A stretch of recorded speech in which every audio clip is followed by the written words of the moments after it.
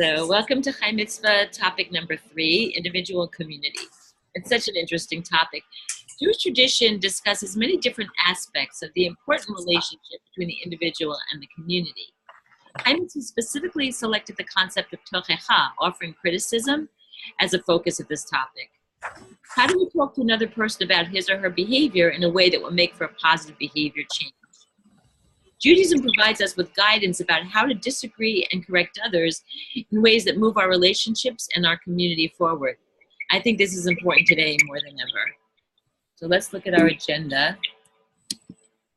Okay, and so one thing that I haven't talked about recently this year, some of you know there's a Chai Mitzvah Facebook group known as the Inspirational Group for Chai Mitzvah participants. And I'll send you a link in the follow-up email.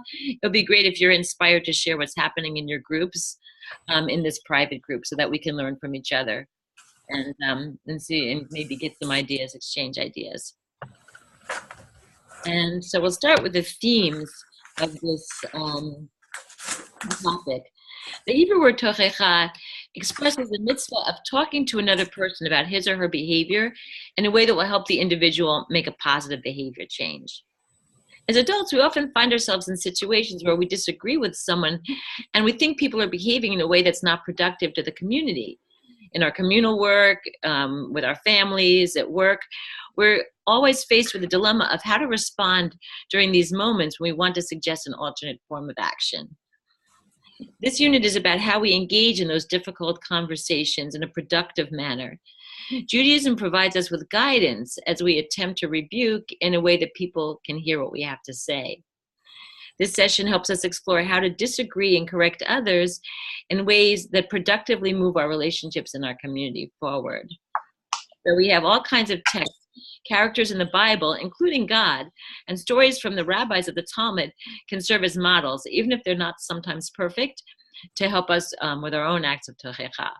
So the themes are, whether it's helping a friend or guiding a family member to make a positive change, Judaism provides us with guidance about how to disagree and correct others in ways that move our relationships and our community forward. The act of Tochecha is a commandment. Offering and accepting Tochecha can be difficult. Offering Tochecha is part of the Jewish obligation to repair the world. And without a commandment to offer Tochecha to others, people might avoid this difficult task. That's probably why it's a commandment. And by the way, jump in anytime if you have a question or a comment. Because part of it, yes. Is Tochecha, so it's an act of rebuking someone? Yeah, it's giving someone, it's kind of giving them advice, but it wasn't necessarily asked for. So the word rebuke to me is kind of negative. It's like telling them you did something wrong. And that's not necessarily true. It's like public correcting. It's correcting. Okay. So I guess it's one step softer, I think, than rebuking, but it's similar to that. I see that there are 2 more people. I'm going to bring them in because here, that way they can speak easily if they want to. Here we go. Oops. Hi, welcome. Hi, I'm glad you're here. I wanted to bring you in, so I'm sure you'll have something to say, and when you do, here we go. Thank you. Sorry I'm late. I got a pastoral emergency that came up, and anyway. Respectable. Some of us are late for other reasons. Yeah. All right, that's great. So we were just talking about the first of the text, which is the Holiness Code. The book of Vayikra, or Leviticus, has a section known as the Holiness Code. And according to this section of the Torah, holiness is not just a matter of worship and ritual life, but it's an integral part of interpersonal relationships and social behavior, both of which must follow God's laws and expectations. So this section of the Torah contains many of the moral imperatives of Judaism.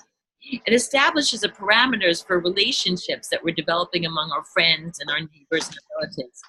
So the text isn't up here, so I'll read it. Do not go about as a talebearer among your kinspeople. Do not stand by the blood of your neighbor. I am the Eternal. You shall not hate your neighbor in your heart. Admonish or correct your fellow. It says reprove. But admonish or correct your fellow, but incur no guilt because of your fellow. And that's something interesting to think about when we talk about it. You shall not take vengeance or bear a grudge against your kinspeople. Love your neighbor as yourself. I am eternal. So one message coming out of this section of the Torah is that holiness is not confined just to the priesthood. Each individual Israelite is expected to attain holiness by following the laws within this section. And I'd like to give a little bit of insight into this text. I looked at Rashi's interpretation on some of the verses that I found difficult. If you have any questions or comments, I'm sure you'll have something to shed on it that would be interesting, so I'd love to hear them. And once we list the obligations that come from this text, I think all the conversation questions are going to be easy to answer.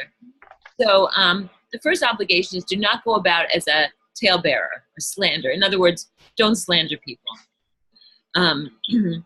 Don't stand by and watch someone's death when you're able to save him. And Rashi says, for example, if he's drowning in the river or if a wild beast or robbers come upon him. So that's Rashi. I was thinking about it in a modern interpretation, and I was thinking it might even say that it tells us not to enable someone with a substance abuse problem. Like we're really responsible not to whitewash things, not to sugarcoat things, to be honest. If we do it in a way, we'll find that people are you shall not hate your brother in your heart. That's pretty obvious, but keep it in mind for the next one. Correct your fellow, but incur no guilt because of your fellow. So you shouldn't bear a sin on his account, is what Rashi says. Don't embarrass him in public. And do not take vengeance or bear a grudge against your kinspeople. For example, somebody says, lend me your sickle. Or let's make it more modern. Let's say, a neighbor says, lend me your leaf blower. And the neighbor replies, no. The next day, the neighbor says, lend me your snowblower. And if you say, I will lend it to you. No, please you say, I will not lend it to you. This is you did not lend it to me. That's revenge, okay? You can't do the same thing. That's revenge. What constitutes bearing a grudge, as we were talking about before? The neighbor says, lend me your blower. The other guy says, no. And then the next day he says, lend me your snowblower. Now you could say to him, here it is for you. I'm not like you who didn't lend me. Okay, so you're lending it to him, but you're bearing a grudge because you're keeping the hatred in your heart, even though you're not taking revenge. So that's also something you shouldn't be doing. And love your neighbor as yourself, which is obviously very good advice. We can think about how this can be applied in any situation. So let's go back to the neighbor who wouldn't lend the leaf blower. How do you think we might apply love your neighbor to yourself in this situation? Looking for any comments? So you love your neighbor as yourself. You ask for the leaf blower. He says no. He asks for your snow blower. Do you say yes or no? It's not actually what you say. It's what's in your heart. So you can lend it or you cannot lend it. But if the reason you're doing it has to do with revenge against him or bearing a grudge against him or being angry at him, that's not right. Because you should love yourself. You should forgive yourself when you do things that you're not proud of. And the same with your neighbors. That's how I see it anyway. If anybody wants to jump in, I'm happy to hear. Okay, so you can see from this how fulfilling each of these obligations would impact on your personal relationships. We'll go to the next text, trim yourself and then trim others. So this text is from the Babylonian Talmud. And many of you probably know this because I've got some rabbis here, but just in case. The Talmud is a body of teaching that records the commentary, interpretations, and discussions of the Mishnah. And while a clear beginning and ending dates for the compilation of the Talmud don't exist, the Babylonian Talmud, as opposed to the Jerusalem Talmud, which was developed in academies in Israel, the Babylonian Talmud is customarily dated from the first half of the 3rd century to 499 CE. So this text that we're about to look at comes from the section Bava Batra, which generally deals with issues of property law. And so when I first read this, I found that it had a little bit of a riddle as to who was the other man who had a tree overhanging the street. And this also sounds like another modern suburban situation. So let's look at the text. Rabbi Yanai had a tree that overhung the public way. And another man also had a tree overhanging the street. Some passers-by objected, and he was summoned before Rabbi Yanai. Rabbi Yanai said to him, go away now and come again tomorrow. During the night, Rabbi Yanai sent and had his own tree cut down. On the next day, the man came back, and Rabbi Yanai told him to go and cut the tree down. The other man said, "But you, sir, also have one?" And Rabbi Yanai replied, "Go and see. If mine is cut down, and if mine is not cut down, you need not cut yours down." Why did Rabbi Yanai not say to the man, "Go and cut yours down, and then I will cut down mine"? In conformity with the teaching of Resh Lakish, who said, "Trim yourselves and then trim others." I'm glad that made you smile. The comments about this. Isn't this what was going on with Paul Ryan this week? That's an interesting thing to bring in. Would you like to go farther with that? I don't remember all the details, but I know he got in some sort of a fist fight over some property dispute. Not Paul Ryan. That was Rand Paul. yeah, Rand Paul. Rand Paul. Oh, excuse me. Oh, right. Okay. That's really funny. Well, see, they should have been studying the Talmud. It would have been much better. I actually felt that was like dishonest that he sent him away and did it in the middle of the night. And I thought he should have said to the man, I'm going to go cut my tree down and then I will ask you to cut. I think he should have been honest about it. I think in these Talmudic things, a lot of times I found that they're considered very, very pious when they try to do the letter of the law and then go back and talk to the other people. I understand what you're saying, because either way, it's kind of the same thing. He's cutting down his tree and he's doing the right thing, but it's trim yourselves and then trim others. So he didn't want to say cut down yours until he had cut down his own. I think that's what the point is. Anybody else want to jump in? Yeah, but I think in practical terms, the advice was more likely to be followed, I think, if he presented a situation, the way he did. Right. That's a good point. And since we're talking about how to give advice, that's why this was included, because he was leading by example. And this is one of the first texts that is in this booklet, that after reading and discussing this and the one before it, the participants are challenged to create a communal definition for Tochecha based on this plus the previous text. So they're to make their own definition, and it's going to grow as you go through the booklet, but the things to consider are timing, tone, and intention. So as we go through, think about timing, tone, and intention. We're going to read some really interesting things, and if you apply these three different items to them, it's just really interesting to see how it works. So let's look at these biblical cases of Tochecha. This is long. So before we do, one of the suggestions for a way to discuss it, there's three texts. So you could use a jigsaw method. That's where you divide your big group into three smaller groups and assign each one a text. And then the small group can use the discussion questions in the conversation section of the booklet to discuss the text. And then there's two ways to do it. Following the small group study, each group can present their analysis to the larger group.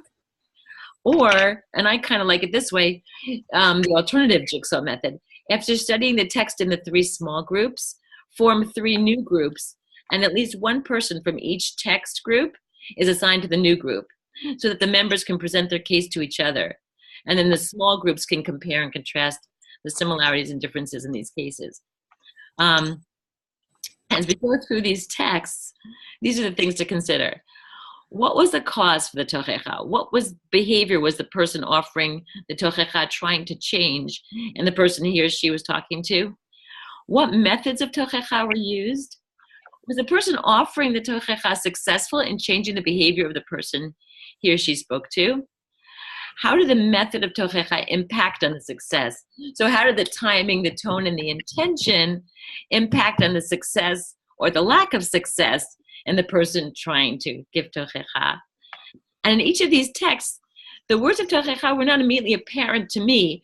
So I put that part on the slide so we can look at it. But I'll read a little introduction and I'll read the rest of it so we can take the whole thing together. So the first text is from the Cain and Abel story in Genesis, which tells of the first murder in the Torah. This is the story of God's preference for the younger brother and the resentment that results in the older brother. And it's the first of many of the stories of divine preference and civil rivalry. So, in the course of time, Cain brought an offering to the Eternal from the fruit of the soil. And Abel, for his part, brought the choicest of the firstlings of his flock.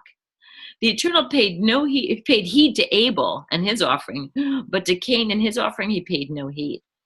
Cain was much distressed, and his face fell. And the Eternal said to Cain, "Why are you distressed? And why is your face fallen? Surely if you do right, there is uplift. But if you do not do right, sin crouches at the door. Its urges towards you, yet you can be its master." And when they were in the field, Cain set upon his brother Abel and killed him. So what was the cause for the Tochecha? And what behavior was, and who was offering it? Let's start with that. So clearly it was God. And it's interesting because when I read this, and jump in if you disagree with me, but to me it seemed like God knew what was going to happen. And he was offering advice before it happened. It didn't work out. I mean, he did kill his brother. So looking at it this way, it's interesting because it's God offering the Tochecha, and I guess maybe the tone just didn't work. Or see, when it's something that has to do with God, I feel like it's different. I feel like God could make anything happen or not happen. So maybe this was meant to happen for some reason. But analyzing it under our method, it looks like the tone didn't work, and it wasn't successful. I'd really love to hear somebody else's interpretation of this. Well, I mean, there are some interpretations that the reason that God didn't respond favorably to Cain's offering, it was not just random. It was because it was, or rather, it was because the offering was just random. It wasn't the choicest of the flock like Abel. Right. And so so it could be a tochecha after the fact of not really, putting your heart into what you're doing, or having a fault, having an undeserved sense of woundedness. If one is disturbed about having a tochecha before the fact, this could be a tochecha after the fact. That's very interesting. That's something that we should know, and I think it's important. Okay, so let's look at the next text. It picks up the story of our people after Moses has successfully led the Israelites out of Egypt following slavery, the plagues, and God's intervention, the crossing of the Sea of Reeds. It's important to recall that Moses reluctantly accepted God's call to lead the people after many arguments regarding his belief that he was inadequate to do the job. So now we join Moses in the desert. The people have begun their journey through the desert towards the land of Canaan. And the Bible has already recounted some stories of Moses dealing with the complaining people who fear that they have been brought to the desert to die. So here we see Jethro, Moses' father-in-law, giving him some advice. He says, "The thing you are doing is not right. You will surely wear yourself out, and these people as well. For the task is too heavy for you. You cannot do it alone. Now listen to me. I will give you counsel, and God be with you. You represent the people before God. You bring disputes before God, and enjoin upon them the laws and the teachings, and make known to them the way they are to go and the practices they are to follow. You shall also seek out from among all the people capable men who fear God, trustworthy men who spur ill-gotten gain. Set these over them as the chiefs of thousands, hundreds, fifties, and tens, and let them judge the people at all times. Have them bring every major dispute to you, but let them decide every minor dispute themselves. Make it easier for yourself by letting them share the burden with you. If you do this, and God so commands you, you will be able to bear up, and all these people too will go home unwearied." Okay. By a box. There was a shelf behind me. God commanding me, right? Anyway. Oh my goodness. Yes. Uh-oh. Now we No. lost her, huh? What happened? Yeah, you just froze. She's frozen. Oh dear. This is terrible. We're trying to thaw you out. Come on back. Box, and then this. Hold on. My connection became unstable. That's not good either. Oh, there you are. Right. You know, you've been frozen the last couple of minutes, Nina. Oh, I have. Uh-oh. How Yeah. are we doing now? Right after the box fell, we lost you. Oh no. Are we back? Now you're back, but whatever you said for the last minute, we have no idea. Oh, I was reading what was up on the slide. Hold on. Oh. Is everybody seeing everything okay though? Yeah. Yes. Everybody's there and you can see the share? Okay, good. So I was just reading about how Jethro told Moses that he should find people to help with the it looks like this here. He should find people to help with the advice he was giving. So he shouldn't listen to everything himself and try to do everything himself. He should delegate. And that way you'll be able to bear up and all these people will go home unwearied. So everything's good now. Everyone can hear and everyone knows where we are. Yes. Good. So let's see. What was the cause for this Tochecha? What was Jethro trying to address? I need Jethro to come to my house and talk to me. I think that's great advice. In other words, get a committee. You don't have to do it all yourself. That's wonderful advice. And, Moses was trying to do everything himself, which does wear you out. So I think Jethro was more like a psychologist. Right. So his timing was good. And how about his tone? Do you think his tone was good? Yeah. I think so too. And his intention, was he doing this for selfish reasons or was he trying to help his son-in-law? Definitely trying to help his son-in-law. Right. And was he successful? He was. Yes. Yeah, because that's what Moses said. So that's a good example of Tochecha that worked out well. Okay. The next text is from the book of Samuel 2, the story of the reign of King David. It begins with his rise to power, and our text comes in the portion of the book that recounts his sin with Bathsheba, and God sending Nathan the prophet to point out the error of his ways. The text is long, so now I'm just going to focus on the part on the screen. I really like King David because he's not perfect. I find that to be very reassuring. He's not what? I didn't hear you. Oh, he's not perfect. Perfect. Oh, he's not I find it very reassuring that he's not perfect. It gives me hope. Okay, so Nathan comes and he tells this story to David. He says, there were two men in the same city, one rich and one poor. The rich man had very large flocks and herds, but the poor man had only one little ewe lamb that he had bought. He tended it, and it grew up together with him and his children. He used to share his morsel of bread, drink from his cup, and nestle in his bosom. It was like a daughter to him. One day a traveler came to the rich man, but he was loath to take anything from his own flocks or herds to prepare a meal for the guest who had come to him. So he took the poor man's lamb and prepared it for the man who had come to him. So this is the part where, this is what Nathan says to David. And David flew into a rage against the man and said to Nathan, as the Eternal lives, the man who did this deserves to die. He shall pay for the lamb 4 times over because he did such a thing and showed no pity. So Nathan says, that man is you. Thus said the Eternal, the God of Israel. It was I who anointed you king over Israel, and it was I who rescued you from the hand of Saul. And David said to Nathan, I stand guilty before the Eternal. And Nathan replied to David, the Eternal has remitted your sin. You shall not die. However, since you have spurned the enemies of the Eternal by this deed, even the child about to be born to you shall die. So, what was the cause for the Tochecha? What was Nathan doing there talking to David? So, God sent him because David had done the wrong thing. He took Bathsheba and had her husband killed in war. And that was clearly not the right thing to do. And what kind of method did Nathan use? Parable. Story. Parable, great story. He probably figured if he just said to King David, you did the wrong thing, that wouldn't have gone over so well. But he was able to show the same thing without making David feel threatened or criticized. Well, David was able to hear him because of the way he presented it. Otherwise, knowing the history of David, I think he would have been not able to deal with it, or his reaction would have been really violent and, punishing of the messenger. Right. So Nathan was pretty smart to do it this way. And how did it impact on the success of the person? So Nathan got his point across, so I think it was successful.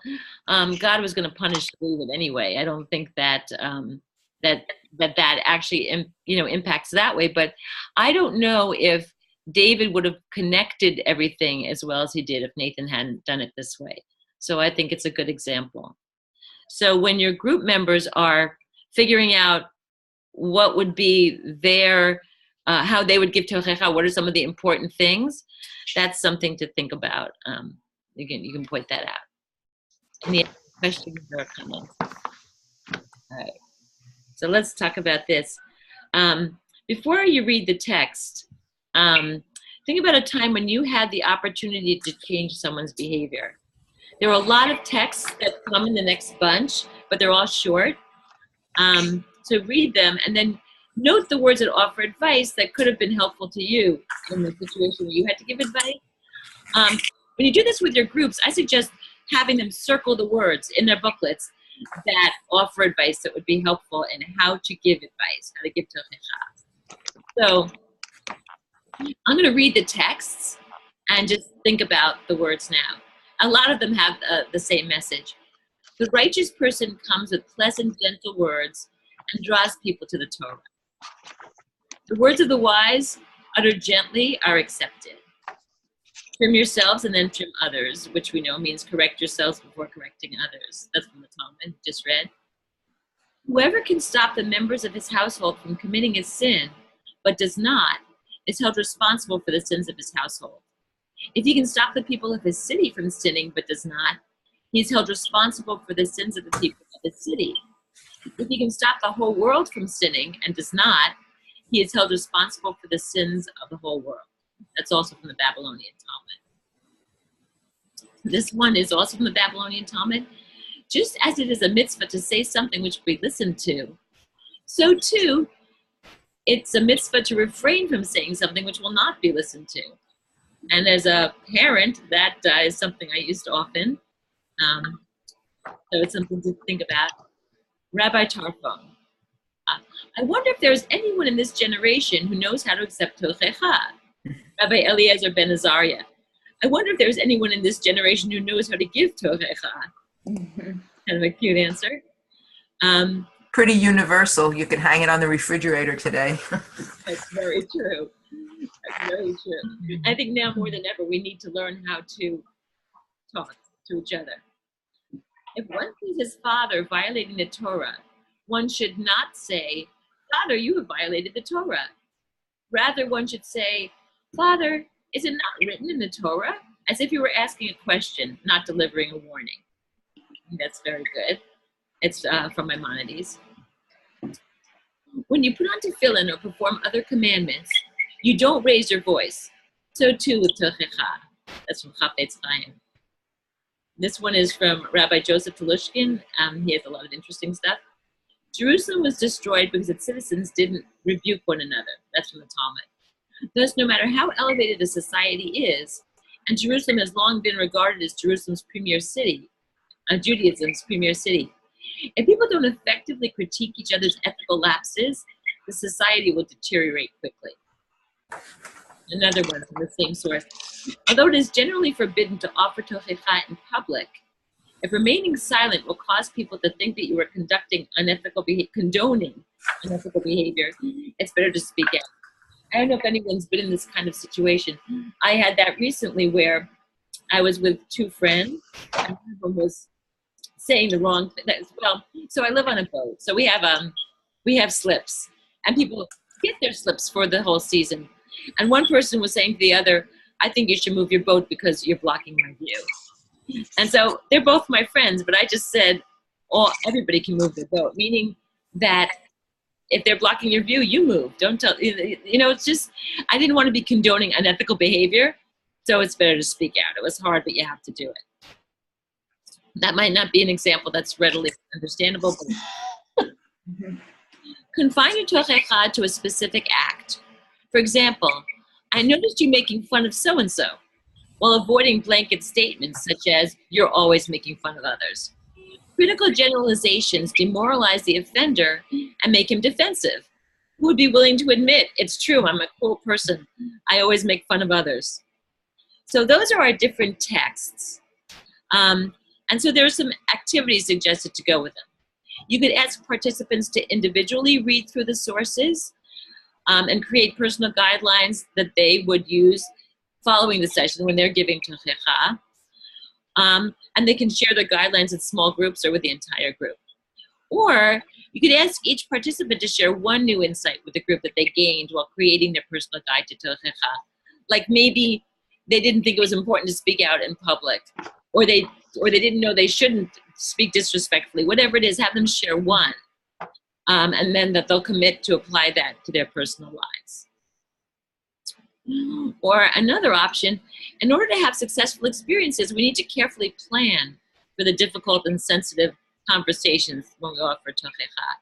We need to consider seriously the words we will use and the responses that may come from the person we're talking to in order to have a positive outcome.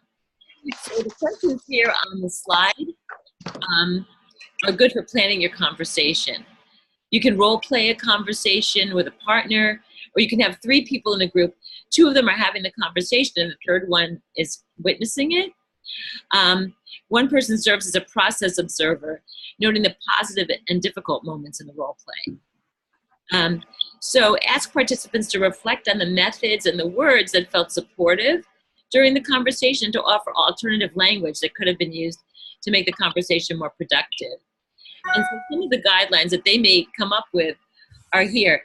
Am I being fair and citing a particular instance, or am I exaggerating? Will my words hurt the person's feelings? And if so, how can I express myself without inflicting too much pain? How would I feel if someone criticized me in this way? Are my words non-threatening? Do they offer some reassurance? How am I feeling going into the conversation? Have I looked at my own motives for starting the conversation? So you might have others you want to add, or that you think are more important or less important. Nina, is this this isn't in the booklet, right? It's not in the booklet, I don't think, but I'm going to send the slides in my follow-up email. Oh, okay. Either way. Thank you. Oh, all this, am I looking at the right booklet? Because this is in the booklet. Oh, then it is in the booklet. I didn't know if it was or not. I didn't remember. But this looks like it's the adult book, right? It's not the teen. Yeah. Oh.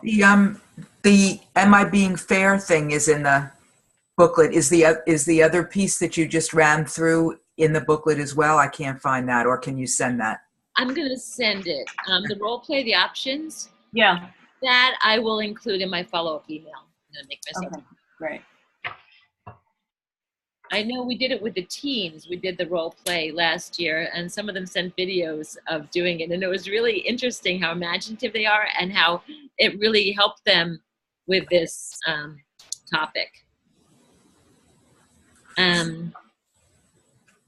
So there were some interesting additional things. So this I had in the teen, and I thought it was interesting to have. For all the transgressions in the Torah, is not the whole world punished? Isn't it written, and they shall stumble upon one another? This teaches us that all Israel are responsible for one another. So this builds on the mitzvah of Tochecha. And we say to ourselves, what actions can you take to fulfill your responsibility to other Jews? And how does this expanded notion of responsibility give unique shape to the Jewish community? And that's why I included it. It expands Tochecha to our responsibility to the Jewish community. And that's one of the things that I think makes us special. And then, so some additional activities and information. Whoever can stop the whole world from sinning and does not is held responsible for the sins of the whole world. So some information here I also used for the teen groups, but it can be interesting to adults. While participants would hopefully first engage in social action that's in their local community, it's also possible that this link, volunteer match, might inspire them to bring some new social action into the community. You can find opportunities for advocacy in human rights and animal rights, like anything you're interested in locally. You go to there, you put in your area, it will give you ideas. And then if I don't know if anyone here, if a group member has experienced a bar or bat mitzvah in your family, this is an interesting topic. Baruch Sheptan Rani. It's a blessing that recited by parents at their child's bar or bat mitzvah, stating that they're no longer responsible for any sins he or she committed. And how does this concept, how does that relate to Tochecha? Well, they're still giving their kid advice, but and we are responsible if we can stop the sins of the community. But it's interesting to read this information about the blessing and see how it's discussed there. And then this other thing is so interesting, the criticism simulator. So you put in here, it's developed by Dr. Ben Furman. He's a world-renowned expert on solution-based psychology. It helps you formulate your criticism constructively in a way that works. It asks you questions, and building on your answers, it composes 2 different versions of how to express yourself. I tried it. It's really interesting. Like any app, you have to take it with a grain of salt, but it's fun. So it's interesting to do. And then there's some supplemental materials that can also be very interesting. Monica Lewinsky did a TED Talk called The Price of Shame. She says public shaming as a blood sport has to stop. She was, as we all know, she was ready to lose all her whole personal reputation on a global scale almost instantly. Today, the kind of online public shaming she went through has become constant and can turn deadly. As you remember that kid at Rutgers, and it's terrible.